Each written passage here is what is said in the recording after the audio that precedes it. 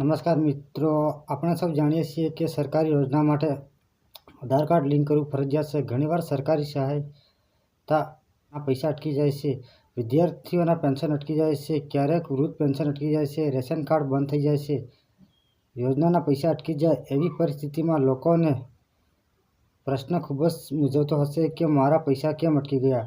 તો મિત્રો, હું તમને જણાવી દઉં કે તેનું કારણ છે આધાર કાર્ડ લિંક નથી. મિત્રો, આધાર કાર્ડ લિંક કરવું ફરજિયાત છે, નહીં તો તમને મુશ્કેલીનો સામનો કરવો પડી શકે છે અને આ કેસમાં આ કારણ હોઈ શકે છે. તો મિત્રો, આજે જ આધાર કાર્ડ લિંક કરાવી લો. આ વિડીયોમાં હું તમને કયા આધાર લિંક જરૂરી છે તેના વિશે સૌ પ્રથમ સમજાવીશ અને આધાર લિંક કેવી રીતે કરવો તેના વિશે પણ જણાવીશ. તો વિડીયોને અંત સુધી જુઓ, કારણ કે અહીં હું તમને તમારા તમામ પ્રશ્નોનું સોલ્યુશન આપવાનો છું. તો ચાલો મિત્રો, વિડીયોને આગળ વધારીએ. સૌથી પહેલાં વાત કરીએ તો પેન્શન યોજનામાં. પેન્શન યોજનામાં આધાર લિંક કરવો એટલા માટે જરૂરી છે કે સરકાર એ જોવા માંગે છે કે લાભાર્થી જીવે છે કે નહીં તેની ખાતરી કરવા, તેમજ લાભાર્થીને પેન્શન મળી રહ્યું છે કે નહીં તેની ખાતરી કરવા. બીજા નંબરે આવે છે રેશન કાર્ડમાં. મિત્રો, રેશન કાર્ડમાં આધાર લિંક કરવાથી એક વ્યક્તિને 2 રેશન કાર્ડ ન મળે, એ KYC પૂરી થાય અને લાભાર્થીને અનાજ મળતું રહે તે માટે જરૂરી છે. ત્રીજા નંબરે આવે છે સ્કોલરશિપ.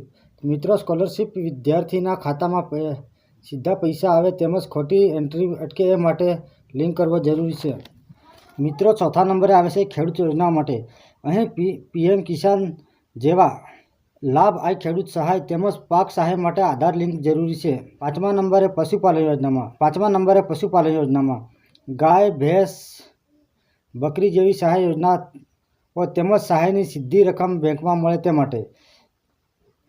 આવાસ યોજનામાં સાચા લાભાર્થીને ચૂકવણી તેમજ હપ્તામાં પૈસા આપવા માટે આધાર લિંક જરૂરી છે. આયુષ્યમાન કાર્ડ જેવી યોજનાઓમાં મફત સારવાર મળી રહે તે માટે. લાભાર્થીની ઓળખ માટે. મિત્રો, આ બધામાં આધાર કાર્ડ હોવું ફરજિયાત છે. કાર્ડ લિંક કરાવવો એ કોઈને હેરાન કરવા માટેની નથી, પરંતુ આધાર લિંક કરવો એ એટલા માટે જરૂરી છે કે તેનાથી સાચા માણસને લાભ મળે.